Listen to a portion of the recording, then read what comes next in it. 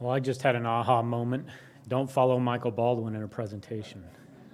Didn't even catch that on the agenda, but drew the short straw, I guess. All right, so I'm going to give you a little briefing on the overall process that we go through and really the various steps. Once you submit your proposal, there's really several different teams that are involved. We have the subject matter experts, which is going to be various experts from around the airport that can provide input on concept, brand strength, passenger needs. We also have the advisory committee, which is going to give us any input with regard to stakeholder airlines, again, policies, practices. And then we also have the selection committee. And the selection committee is going to do the actual scoring of the proposals. And procurement will oversee the entire process. You know, Michael talked about kind of the takeaways from the debriefings. And this is a very important slide for you to see and understand. For those of you who have proposed on previous RFPs, in particular BE Part 1, the scoring and criteria is very different for BE Part 2 because we've listened to your feedback. The main thing to take away from this is look how concept has grown from 45 out of 100 to 80 out of 100. Concept is very important. We've also assimilated in the experience with the concept because a great concept with an inexperienced operator still won't yield what it should. So experience is a very important component of concept. And we've also moved financial strength and ACDBE, MWBE to a pass-fail element based on those debriefs. So there's several hurdles, if you will, that we will go through to be able to get you to an award. The first is automatic disqualifications, and I'll talk a little bit more to each of these here in a minute. We have automatic disqualifications, we have minimum requirements, we have the pass-fail elements, the finance and the ACDBE. Then it goes on to scoring. Once we complete that the selection committee scoring, if needed, as Michael mentioned, we will have some interviews as needed for further clarification or to determine a clear winner. And then we go to recommendations, which right now are set for the January board. So some automatic disqualifications. Michael talked to this with regard to submitting a complete bid. Can't be late. There's a due date. I believe it's August 24th. It has to be received at the airport by that time, by that date, at that address, or it will not be accepted. Incomplete proposals. Michael mentioned the checklist. Checklist at the back of the RFP. A lot of people filled out the checklist for BE Part 1 and they checked everything off. They must have done that first because at the very end, they didn't have all of those things in their proposal. I would recommend holding that checklist out and looking at it the very last thing you do and even put it in the top of the box if you want, just to make sure I had the deposit, I had everything signed, this is a complete bid. There's also a handful of other legal disqualifications here. You can only be proposing or involved in one proposal per package. You can propose on multiple packages, but only one proposal per package from any given entity. Any unresolved claims, or really not meeting all of the minimums. These are all in the RFP. Make sure you're clear on all of those before you submit. So once you've met those, we've got an acceptable bid. We start looking for the minimum requirements. Do you have the minimum requirements for experience? 3 years in the last 10, I believe is the main requirement. Proposer deposit, again, you have to have submitted that or it's a no-go from that point on. Make sure you sign and notarize your proposal acknowledgement form, your business disclosure form. Business disclosure form is very important. If you are bidding as a joint venture, don't give us one of those partners' business disclosure forms. That doesn't tell us who we're dealing with. Give us a disclosure form for all of the partners or entity partners in that proposal. Concept fit, alluded to a little bit earlier. If we're asking for burger, do not propose chicken. We can't take you forward past that point. We also will reserve the right, if there are multiple brands proposed in the same package, we will basically require documentation from that brand as to which operator they would prefer operating that brand in that package. Financials, submit everything that's requested. Finance is taking a holistic look at this as a result of it moving to a pass-fail. If you don't give them all of the documentation they need to be able to make that evaluation, it's going to be tough for them to pass you. Rent. We look at this document. This is your proposal package document, which has all the description, the minimum requirements. You have to sign and return that with your proposed rent. We can't move on. And ACDBE, be sure to submit everything requested, fill out all the forms applicable. Again, I talked a minute ago, finance is looking at this very holistically. What finance is really looking for this time around is, do you have sufficient resources to open and operate this proposed concept? Not only to get going, but 7 years down the road, are you going to be able to sustain this in the event there are hard times? Finance is looking for a handful of different exhibits, your financial statements for the recent 2 years, and any payment history information requested. Give them as much as you feel necessary to convince them that you're financially capable and can operate this location.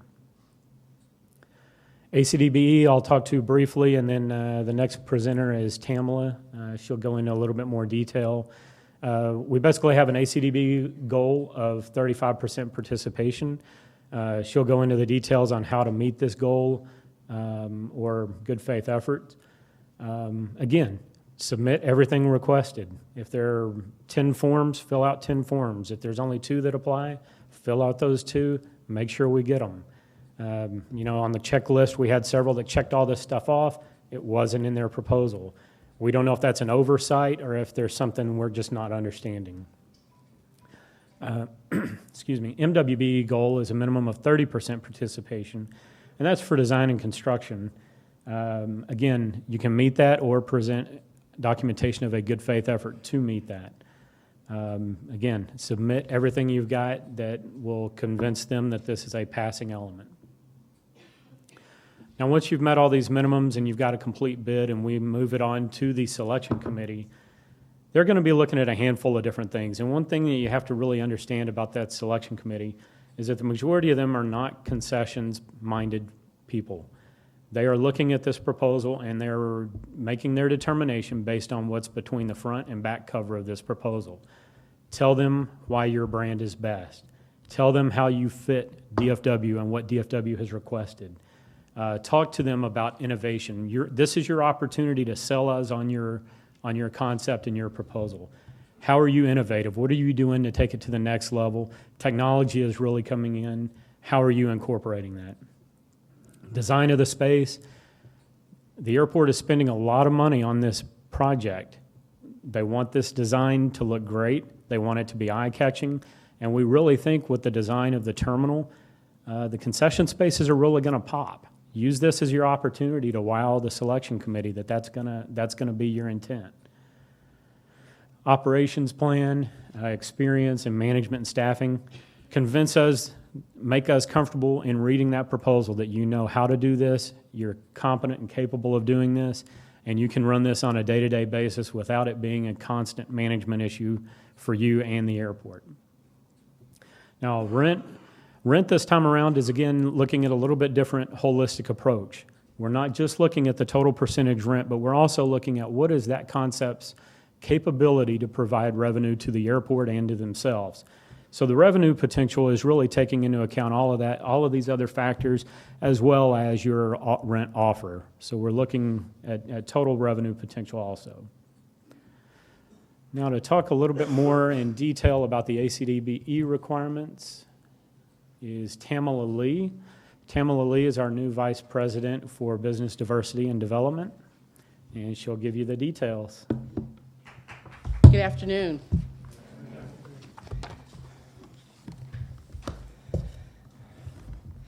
I'm Tamala Lee, and I've been with the airport for a whopping 7 months.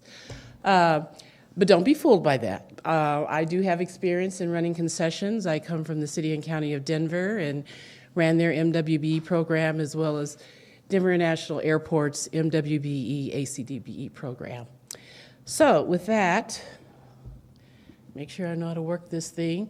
We're going to cover the ACDBE program, updates that we've implemented. Please pay attention. A lot has changed. We'll go over the MWBE program as well, what it means to make good faith efforts, as well as the request for the proposal criteria and the ACDBE certification. That some of that language is not so much the certification requirements have changed, although they have, but you should check in with your certifying entity. There's been some changes to the personal net worth that's gone up. So if you think that maybe in the past you exceeded that threshold of $750,000, you might want to regroup with your certification entity because that has gone up. So what is the ACDBE program? How many of you are new to proposing at an airport? Okay, quite a few. All right, those of you who have been through this presentation before will have to bear with me. So basically the ACDBE program is a federal program. It is not a local program. And I want to make that distinction very clear because when we get to the MWBE program, it is local. So the ACDBE is a requirement of the federal government for airports that receive in excess of $250,000 in grant money, in which DFW does. So an ACDBE must be certified. It must be certified by a local certification entity. Here in Texas, that would be the North Central Texas Regional Certification Agency, NCTRCA. As I go into this a little bit further, we will accept out-of-state certifications. However, that you must have a certification pending with NCTRCA. So let me back up and make that very clear. You can submit an out-of-state certification, but you must show you're waiting on NCTRCA for that local certification. So if you're coming from Denver and you've got that Denver ACDBE, it will not work if you don't show that you actually have a pending app here in Texas. 51% owned by social and economically disadvantaged individuals. Socially means you're part of a presumptive group, African American, Asian, Hispanic, Native American, or woman. And the economic is you have to meet certain economic tests as it relates to the size of your company as well as your personal net worth. You have to show that if you're a corporation, at least 51% of the stock is owned by a disadvantaged individual, and that the management and daily operations of the business are managed by a disadvantaged business owner. So now I kind of want to talk about, we know that the goal is 35%. There are several opportunities that you have to meet that goal. One of them is you are 100% ACDBE. If you yourself are, how many ACDBEs are in here? Okay, you can meet that goal 100% with your own business. The second one is owner equity participation via a sublease agreement, a management agreement, or a franchise agreement. The third opportunity would be a joint venture, which we highly encourage here at DFW, which many of you have entered into JV, so that's still an option. The other option is through goods and services. So if you can provide a good and service to a concession, that will also count toward the goal. So you could be supplying advertising services, legal services, accounting services, uniform services, maintenance services, or goods. You decide you're going to purchase your particular products of cups, goods, paper, napkins, and account toward that goal. But be very careful when you're doing that. If you're going to propose to the airport, you're doing $5 million in revenues, and your ACDBE has to be 35%, we may be a little suspect that $3 million is that going to be made up in goods and paper products. So, do the math. So, and then, of course, any other legal arrangement. And I put that up there because it is interesting, the number of legal arrangements people come up with. But if you do propose another legal arrangement, it does have to meet the requirements of the ACDBE. And if you think you're going to propose something outside of what's up here, please contact our office or the procurement people and ask the question, would this be acceptable? Because as we move into pass-fail, you only get one shot. So we talk about partnering opportunities. We are going to have another session, and I'm probably skipping ahead on slides. I'm not going to go into great detail about what a JV entails, but if you are interested, we'll have another opportunity. I do want to say, as we review these joint venture agreements, the ACDB must be performing a clearly distinct part of the work. They must be certified in that work. So if you're going to use an ACDB in your joint venture and they're certified to provide, I'm just going to throw this out there, uniforms, but you're going to have them doing other work besides uniforms, then that may not get approved as a joint venture. So they have to be performing a clearly distinct portion of that work, and they have to be certified to do that work. Obviously, the capital contribution, control, management, and risks of the profits all have to be commensurate with their ownership interest in that business. Again, key elements to consider is what legal structure are you going to provide, the financial capacity of those proposing, and do you have common goals and objectives. And of course, this being a federal program, while we may not accept an out-of-state certification, there are no local preferences. So anyone from across the country can compete for these concession opportunities. There is no local preference when it comes to concessions. We're going to have a workshop on July 25th from 1 to 3 at the car rental facility. So here's your opportunity to ask more questions regarding joint ventures. I'll briefly go through what a good faith effort looks like, but if you want more details, we can go through that. And then, of course, we'll have someone from NCTRCA to talk about the certification process. The Minority and Women Business Enterprise, this is a local program. This is mainly for the build-out of your space. So when it gets to the MWBE piece, that is where you can go through the directory and find an MWBE that you want to use either for the design and construction of your space. Pretty much same requirements, 51% owned by disadvantaged individual. They have to manage the daily operations of the business, so same as the ACDB requirements. And here, the goal again is 30%. They can work on the design of the tenant finish, construction of the tenant finish, and some of the daily operations. I will say in reviewing the JVs this past round, a lot of individuals skipped this piece. You either provided no information or very little information. There are two parts. There's the ACDBE and the MWBE piece. If you pass the ACDBE part, you fail this piece, you fail. So please, please make sure you pay attention to the MWBE piece and meeting that goal requirement. Good faith efforts. Currently,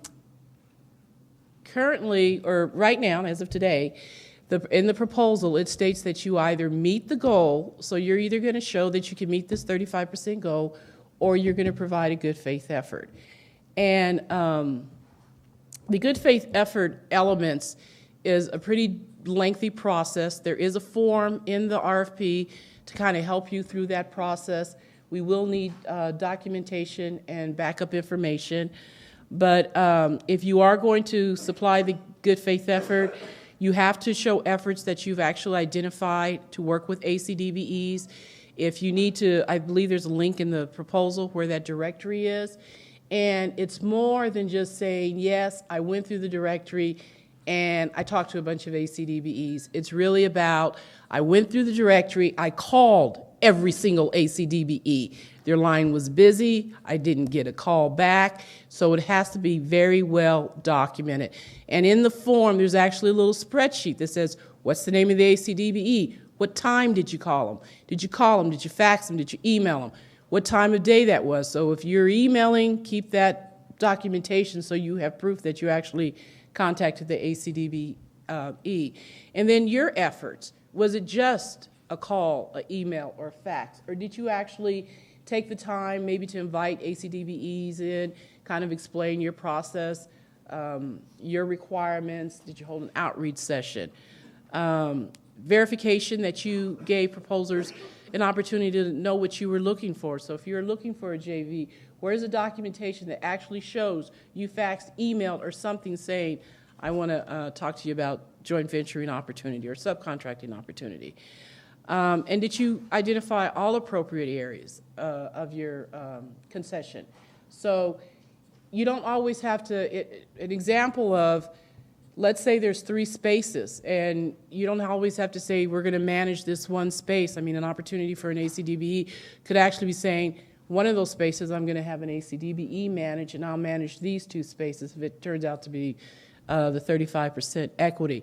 So we're going to be looking for what were the opportunities and were all the opportunities presented.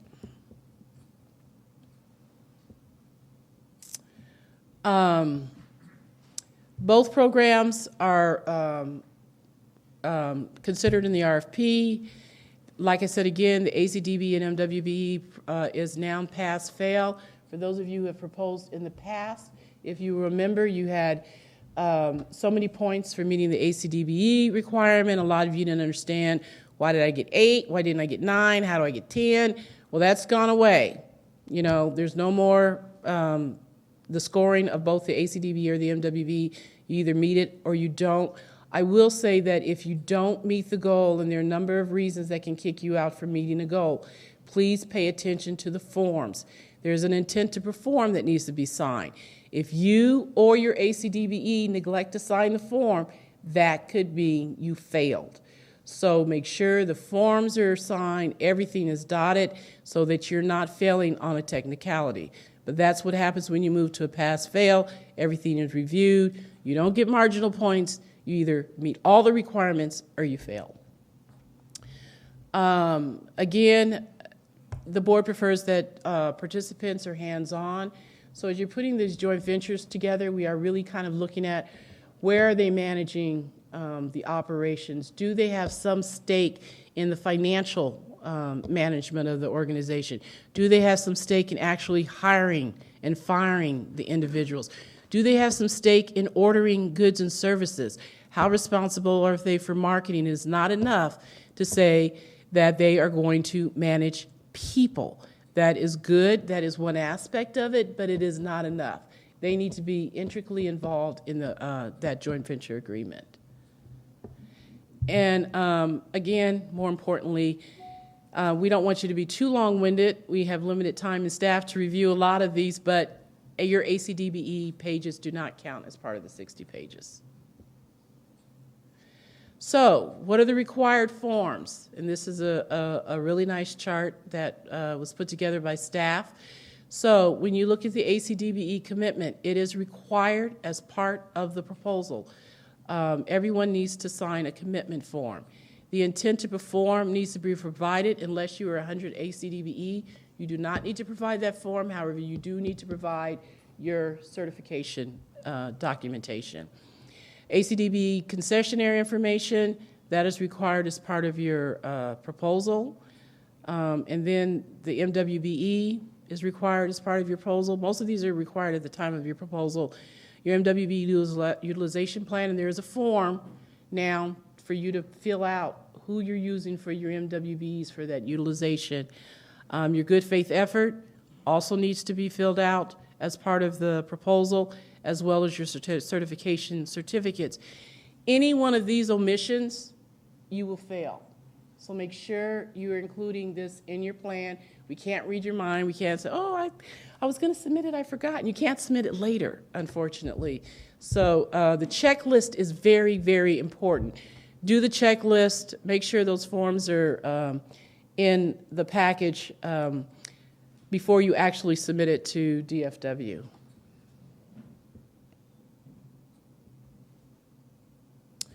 And then, of course, the certification process, the benefits of certification. Primes are looking for ACDBEs because they do need to fulfill that goal. You, as an ACDBE, obviously can participate 100%.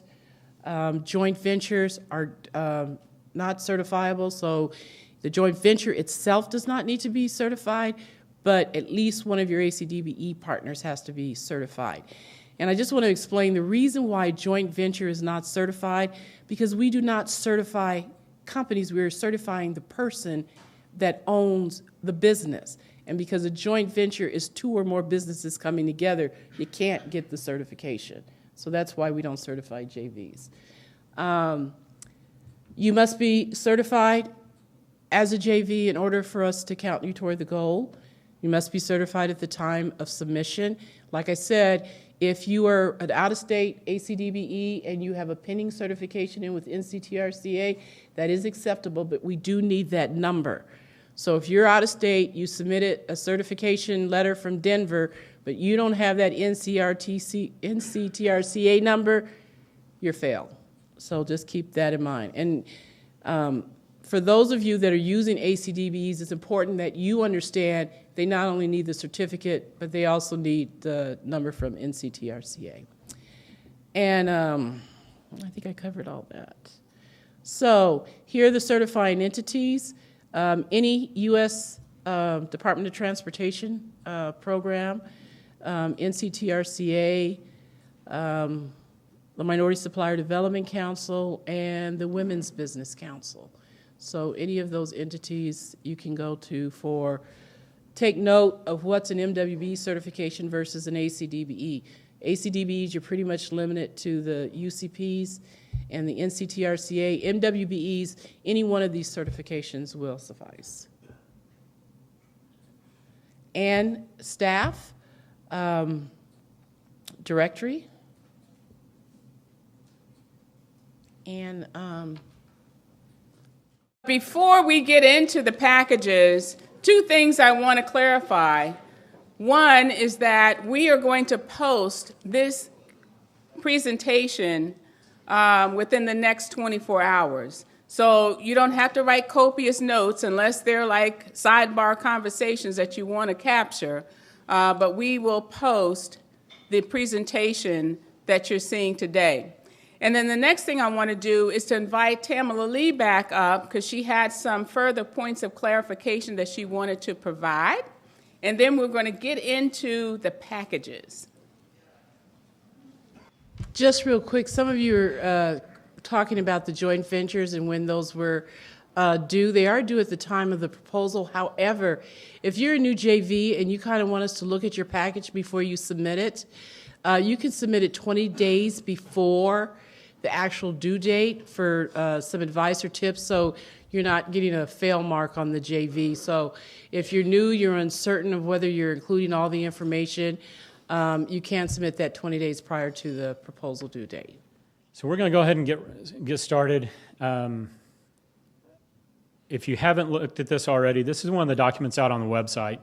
And before you look at this and think we've absolutely lost our minds on the colors actually do serve a purpose. As you'll see on the next few slides, the colors are representing each different package, and the packages are identified and color-coded on the maps. So, for example, if you look at the very first retail package here, see if I've got a highlight. There we go. Retail 01 is in the yellow with the black font. So as you look at the maps, I'll go ahead and go to the next one. The two yellow locations with the black font, this one and that one, are Retail 01. So just so you understand and kind of see visually what you're looking at. So I'll back up one slide or two slides here. We have 3 food and beverage packages. Each of those are standalone units. Tex-Mex, a fast food Asian, and a fast food burger. And we have 6 retail packages representing 11 locations. The real takeaway from this in the next 2 slides is that the majority of these locations are in Terminal E in the high end, but we do have a few sprinkled in the middle of E and 1 location in Terminal B, which is logoed sports apparel, which is part of package Retail 04, 029E. And let me take a quick sidebar minute. Just for those of you who may not understand our nomenclature yet, this ID number really tells you where the location is in the terminal. First identifier E is the terminal. The 2 is concourse level, which all of ours are. 068D, for example, is going to be column 68. Columns start at the left and move around to the right, so 68 is going to be pretty close to the middle. And D just tells you what concentric ring of the terminal it is. So D is going to be on the outboard ring facing into the concourse, and that'll make a little more sense to you, hopefully, as you start looking through the maps and seeing these locations. And that's helpful for us also when you submit questions for clarification. If you say that on the newsstand, how do I do this? Well, if you can explain to us which newsstand you're looking at by providing that ID number, we might be able to provide you a more specific answer. This is Terminal B. Most of the terminal has already been awarded, as you can see by the logos. The only opportunity in Terminal B is O29E, which is a logoed sports apparel. Terminal B is starting in Phase 1 right now, and we look for Phase 2 to be opening around this time in 2014. The majority of our packages are in Terminal E. What is deemed Phase 2 of Terminal E, there's a Phase 1 effort right now that's basically an enabling effort. So if you notice, phases are 2, 3, and 4, but Phase 1 is already in progress. First package. This is a food and beverage package. This is the Tex-Mex. This is our only sit-down opportunity available at this point. This is a fairly large space. As you can see by the layout of the overall map, this is the Skylink corridor leading up to the Skylink, and this is the main concourse coming through here. So fairly good opportunity. And one thing I want to make sure you pay attention to, on each of the package documents, one of the takeaways we heard from the debriefs was that you wanted to understand more clearly, what are you looking for? What are your minimums? So we've called them out expressly. Our minimums for this Tex-Mex, we want freshly prepared Tex-Mex cuisine. You must have a breakfast menu. You must have 2 vegetarian entrees. Make it easy on us. Call those things out and say, these are my 2 vegetarian entrees. Make it easy on us so we can ensure that you meet those minimum qualifications and move through to the selection committee. There's also some nuggets at the bottom here that tell you kind of where it's at and what airlines you're around. FBO2, this is for a fast food Asian restaurant, and O2 and O3, the Asian and the burger. The important thing to note on those is that they do share a seating area. We've had this similar situation in Terminal A and again in Terminal B. So if you've seen it, you're familiar with what we're looking for on those. Again, as we showed you earlier with the employments, most of them occurring before 11 a.m., breakfast is a very important component for all of the food and beverage as well as the retail. What is that early morning traveler looking for? This location is not allowed to have alcohol, neither is FBO3, which is the fast food burger. As you can see on fast food burger, breakfast, vegetarian entrees, combo meal, children's menu. The airlines in the Skylink area right now are Spirit and Frontier. But with that being Skylink area or across from TSA, you do get some through traffic in that area. For retail, Retail 01 is 2 locations. One is landside in Terminal E, which, as you saw in the Terminal A proposals, landside opportunities are fairly new to DFW. We're trying to focus those landside opportunities near the bag claims where we think there will be significant demand. This is a landside news coffee that just became available.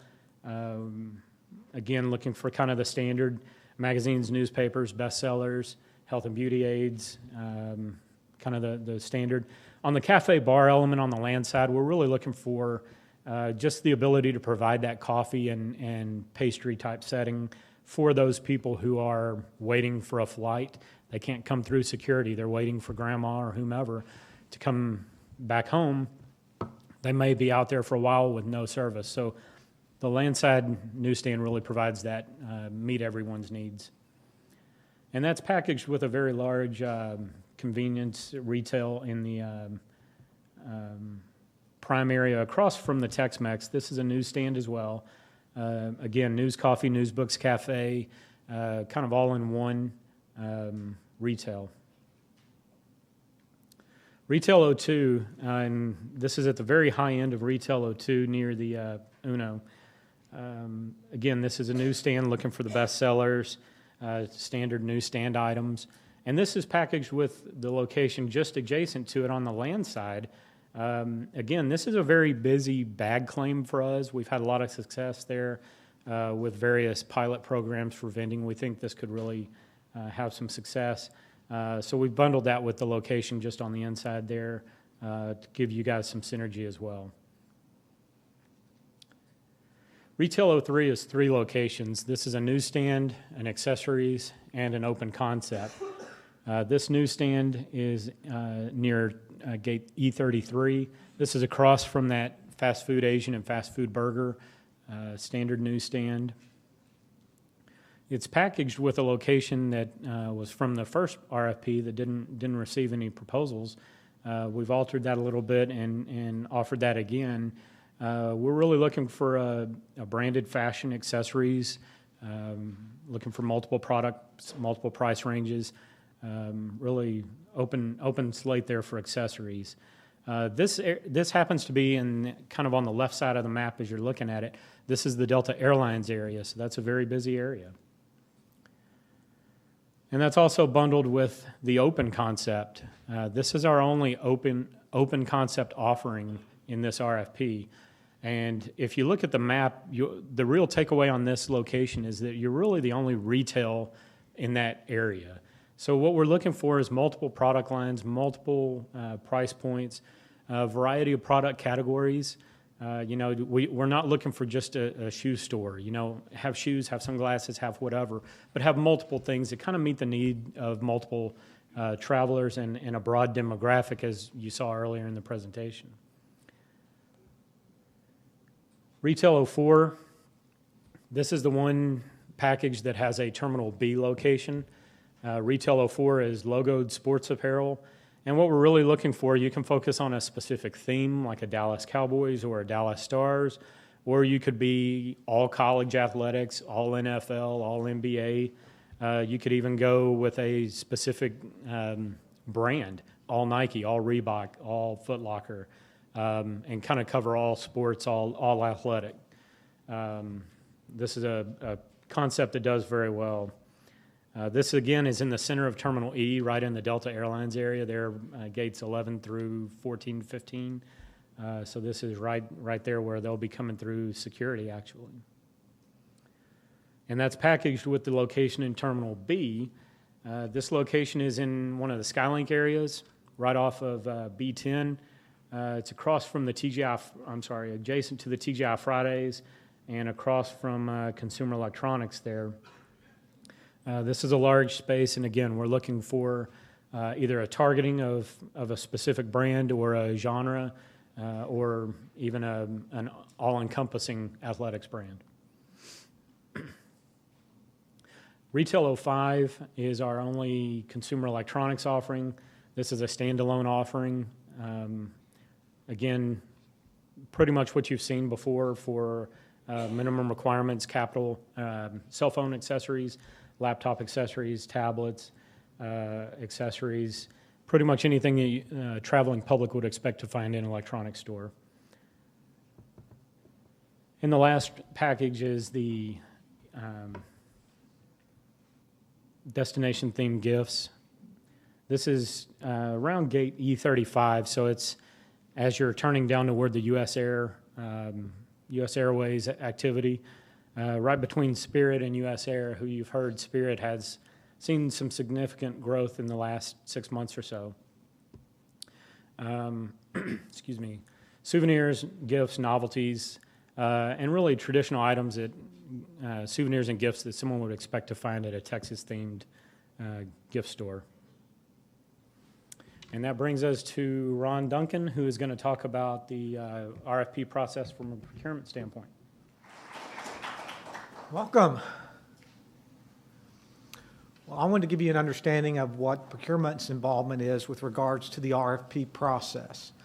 We will basically supervise the RFP process, which will include the issuing of the RFP, any amendments that we will issue by addendum or clarification letter, receipt and custody of the proposals and the deposits which are included with your proposal, and the evaluation and negotiation process. We will team with those who are involved on the evaluation team to make sure and communicate any kind of clarification questions they may have or any items that they want further clarification on. They're going to, our contact will be with you with regards to those things.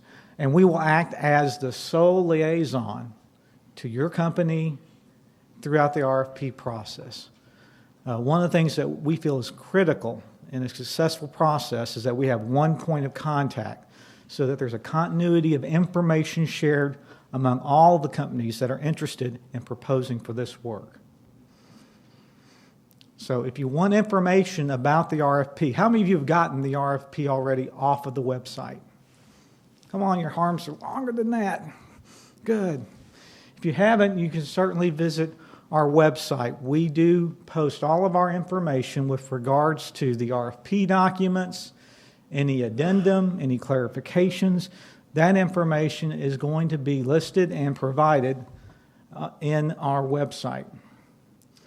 You have an opportunity also to review the RFP and the criteria, and you should look and see if you meet the qualifications. Can your company or your joint venture be successful in this process? You have to do a self-examination because it does take a lot of time and effort and, frankly, money to pull together a very good and successful proposal. If you have any questions, we have one point of contact, and that is Ms. Sanji Killian. I'll have her stand up.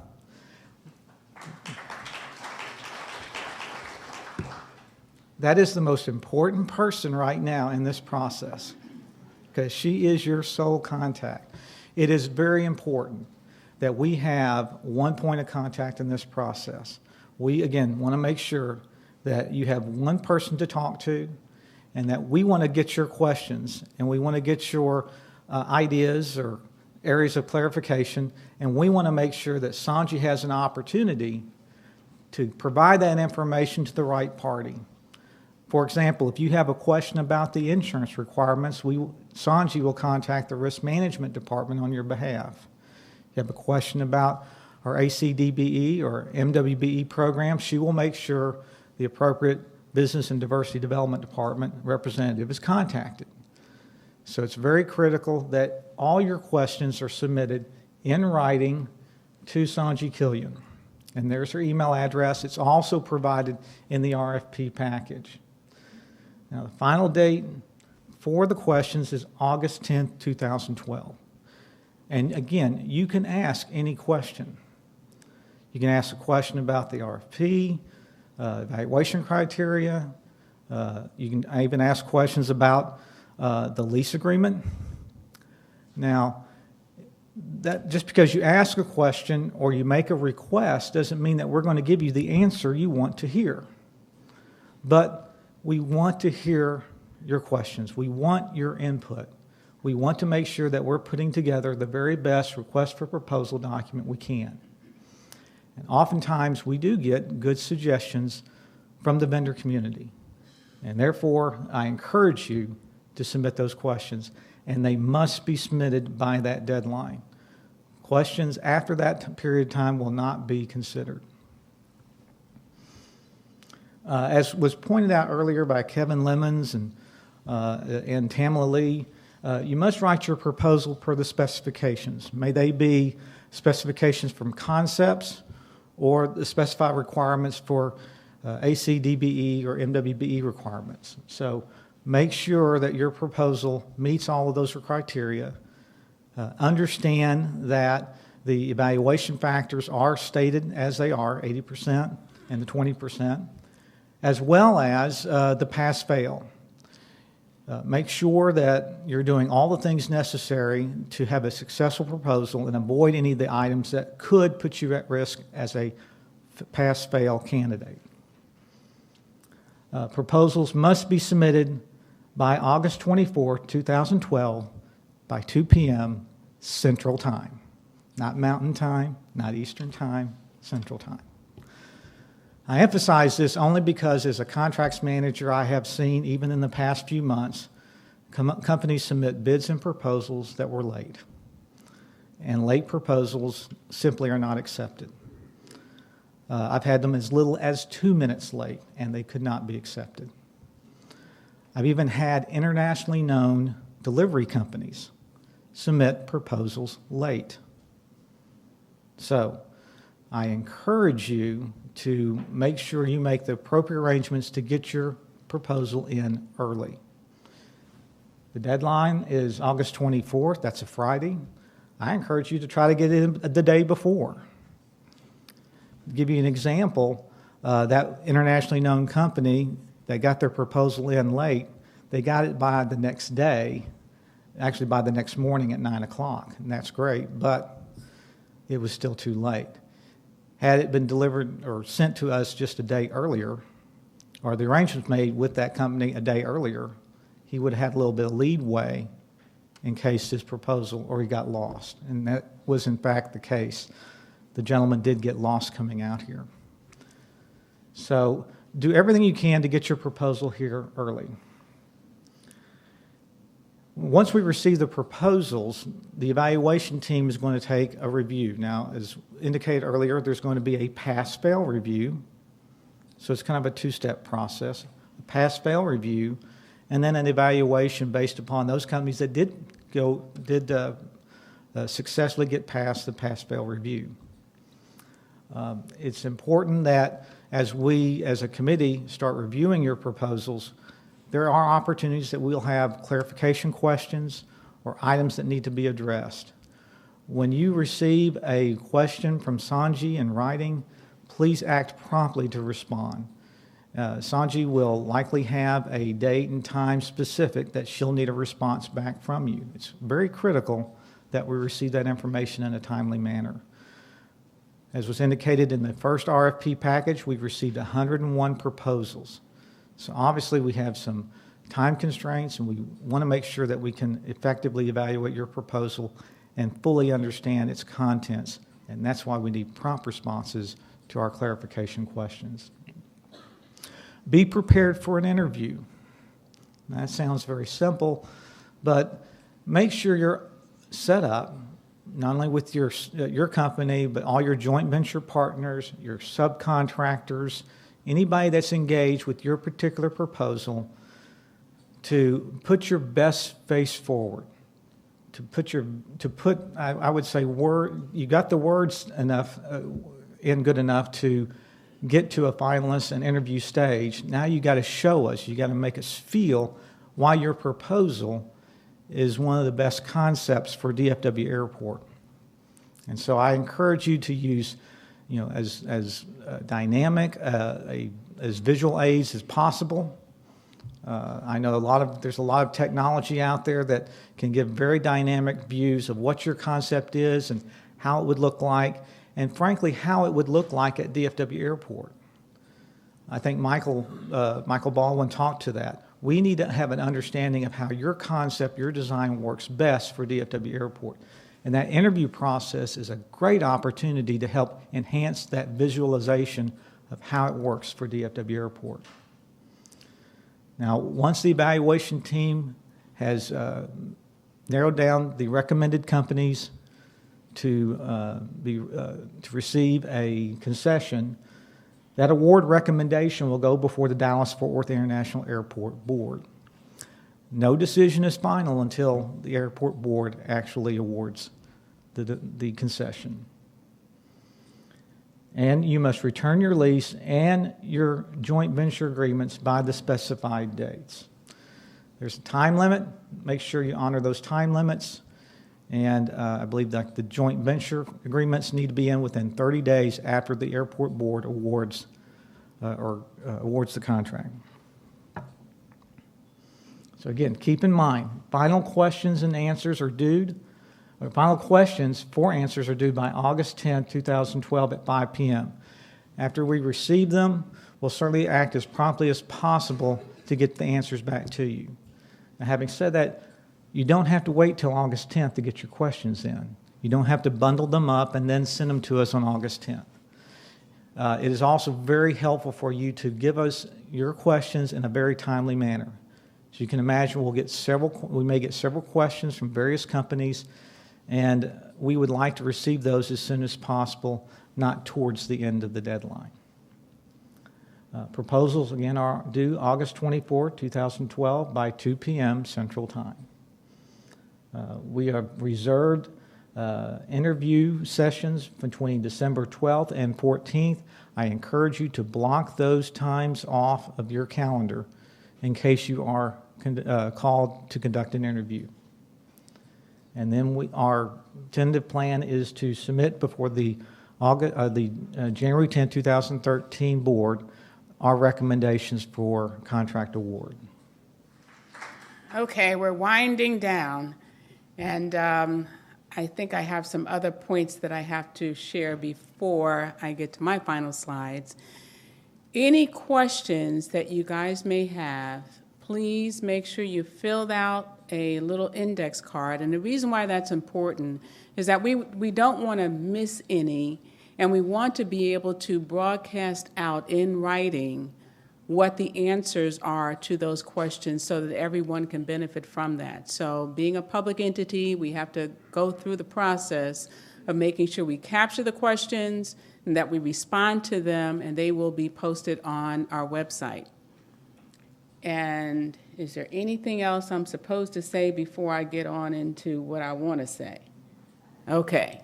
Well, before I get into my last little piece, I want to acknowledge it takes a tremendous amount of effort to put together meetings like this, and I would be remiss if I didn't acknowledge my staff. Kara back there, and if I could just have my staff stand up, because they work tirelessly on trying to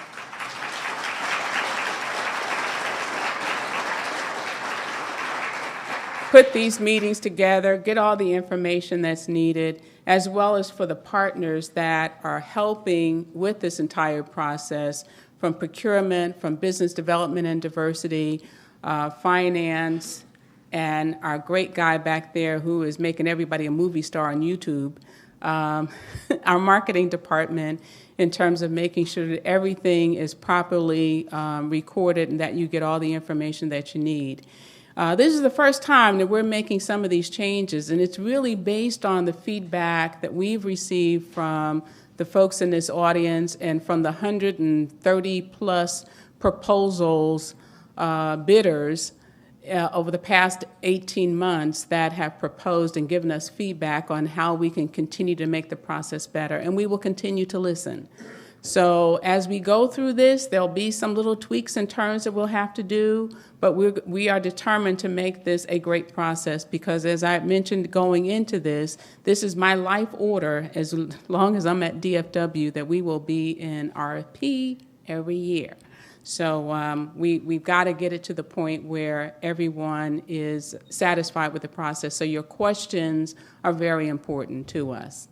And to that end, we do have a website, dfw.com/opportunities, where you will receive all kinds of information.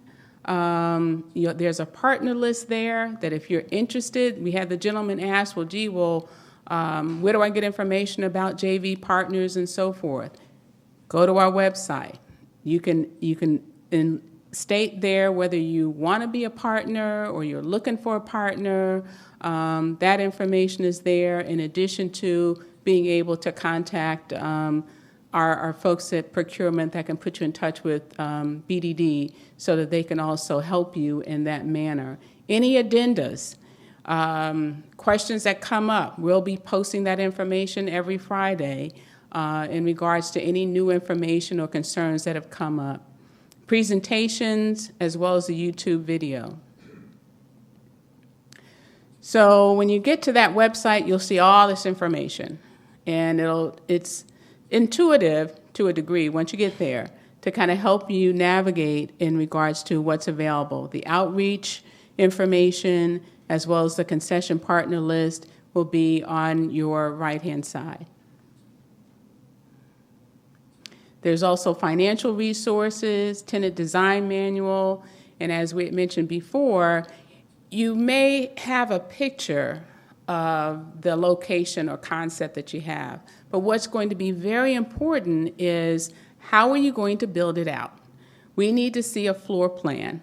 We need to know what kind of materials that you're going to use, and to make sure that you've read through that and you have an idea in regards to what's required. Because we are now into design phase and finishing up design phase, and it's amazing. We even had one of our potential tenants say, oh my God, we didn't realize we had to do X, Y, Z. Well, it had already been in the tenant design manual. You gotta read. Because there are some costs in there, as Michael had mentioned, in regards to, we don't want to hide anything. We don't want people to be surprised. It is a different cost structure in working in an airport environment, so you have to read the information. And this tells you how we do the addenda, where they're posted, any presentations. And before I take the survey, is there anyone who needs an index card so we can get those funneled over to you? Have a gentleman over here. Now, you can't call me because they muzzle me. I can't communicate. So it's not that I'm going to be rude or anything like that, but now that we're in the RFP process, my audit department and procurement department don't take too well to me answering, individual questions about this and that. So you've got to go through the process. So I encourage you, please, write your questions down in addition to utilizing the website and utilizing procurement to get your questions answered. July 25th, which is next week, from 1 to 3, at the Rent-A-Car Center in the multipurpose room. If you have questions about ACDBE, MWBE, whether it be certification, whether it be how to form a joint venture or how to participate, that is your opportunity to come out and get some one-on-one feedback. So I encourage you that if you are currently not certified, if you currently are not in a JV or are interested in becoming into one, that you come to that workshop. And with that, make sure that you give all your questions to one of the staff folks, if they can just raise their hand so that we can make sure that we capture that information and that we can post the responses that we received. Thank you very much for attending and have safe travels.